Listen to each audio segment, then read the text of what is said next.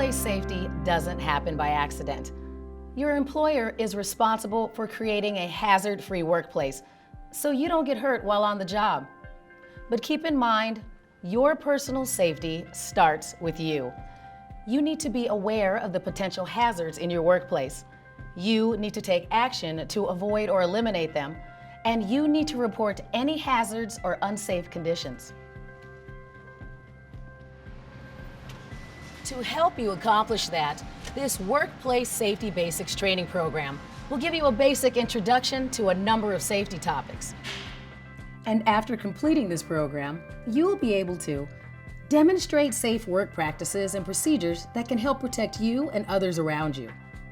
Identify workspace arrangements that help maintain a safe work environment. Recognize the hazards associated with using tools and equipment and identify safe ways to operate them. And describe the appropriate actions to take based on your level of authorization in the event of an emergency. When it's all said and done, this program will help you do your part in creating a safety culture in your workplace and help you and your coworkers go home healthy each and every day.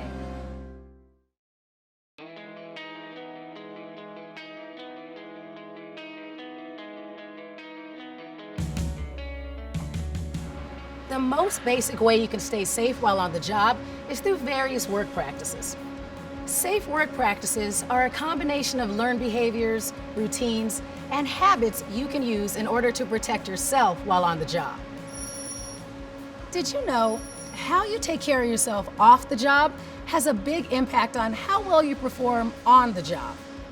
By eating right, getting enough sleep, exercising regularly, and having a healthy way to handle stress, you'll feel better at home and at work.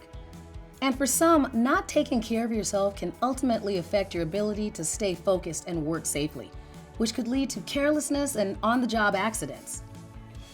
Being physically, mentally, and emotionally fit will enable you to put forth your best effort and stay safe at work. Depending on the type of work you do, your body may be subject to repetitive twisting, forceful or flexing motions which can damage your muscles, tendons, ligaments, and nerves, especially in your back. And over time, this stress in your body can result in painful musculoskeletal disorders, which may require treatment, therapy, or worse, surgery. Slips and trips. We've all been there. Usually, they're the result of moving too fast or not paying attention. And you know how much it can hurt when they end in a fall. Slip, trip, and fall hazards can exist anywhere in the workplace. But most of these hazards can be prevented through some personal best practices and a little good housekeeping. As you move about the workplace, you can avoid slips, trips, and falls by keeping a clear line of sight. Make sure you can see where you're going and never carry a load you can't see over or around. Taking your time. Even when you're in a hurry, always walk at a reasonable pace and be aware of your surroundings. Keeping at least one hand free when possible, so you can use handrails on stairs and ramps. And wearing low-heeled shoes that are clean and dry. Having shoes with non-skid soles is especially important if your work area has wet or greasy floors.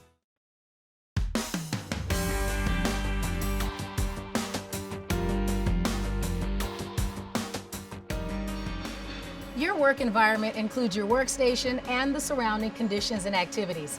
Much of your work environment is controlled by your employer based on various OSHA regulations.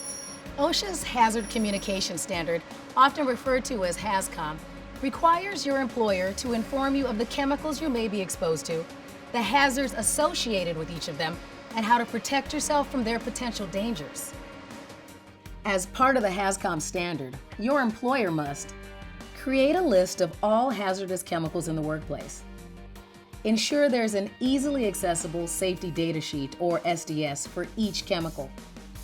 Ensure each chemical container is properly labeled. Train workers on chemical hazards and how to use safety data sheets and labels. And develop a written HAZCOM program that explains how the HAZCOM requirements are met. While your employer has a lot of responsibility when it comes to the HAZCOM standard, it's important you do your part to stay safe too. For example, remove all jewelry when you work with chemicals to avoid chemical burns. Wear any required eye and face protection, chemical-resistant gloves, aprons, or other clothing, and safety boots. And make sure you know where the nearest eye wash station or emergency shower is located. Safety signs and tags warn you about potential hazards so you can react appropriately. All employees must know what workplace signs mean, and more importantly, they need to follow them. Specific colors are assigned to certain situations to make warnings easy to identify. For instance, the color red is for fire, danger, or stop. It means there's an immediate danger, and you'll have to take special precautions before proceeding. Red is commonly used to identify containers of flammable liquids, fire extinguishers, and emergency stop switches.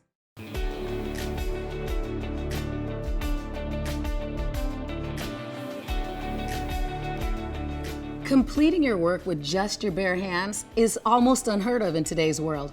Whether it's a common tool or a complex machine, we need to learn how to use them safely to get our jobs done. Most of us have been using tools for so long that it's easy to overlook the hazards they pose. There are two general categories of tools used in the workplace.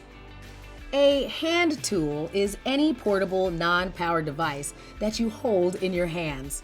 Hand tools range from a tiny Allen wrench to a large sledgehammer. A power tool is also a portable device that you hold in your hands. The only difference is that power tools require an external source of power to work.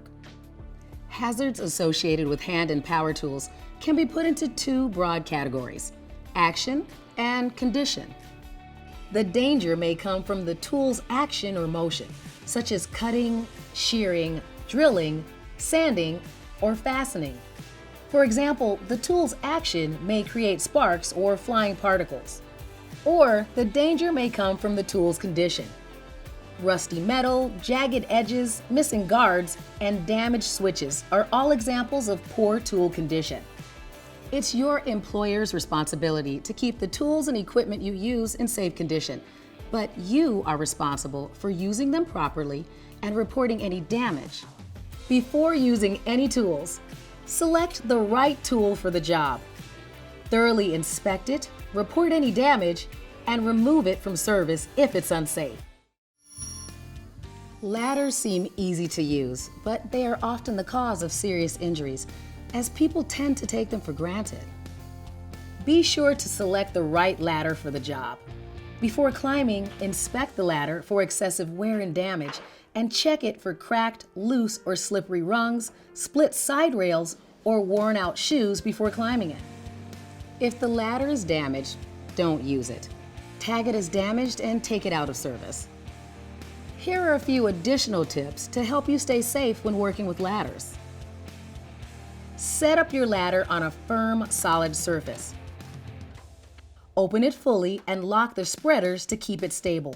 Barricade or secure your ladder if you set it up in doorways, passageways, or other areas where it can be bumped or moved. Keep clear the area around the top and bottom of the ladder.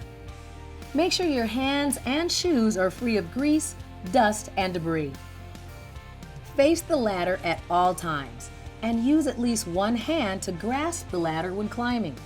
Use a tool belt to carry tools and other items you need, or hoist these items after you've climbed the ladder. And always work within the side rails of the ladder.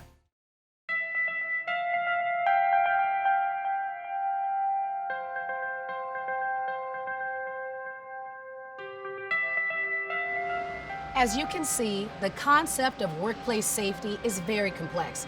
This is why both you and your employer must work together to ensure everyone's safety in the workplace. By being aware of the potential hazards, taking action to avoid or eliminate them, and reporting hazards and unsafe conditions that may arise, you're doing your part to keep you and your coworkers safe each and every day.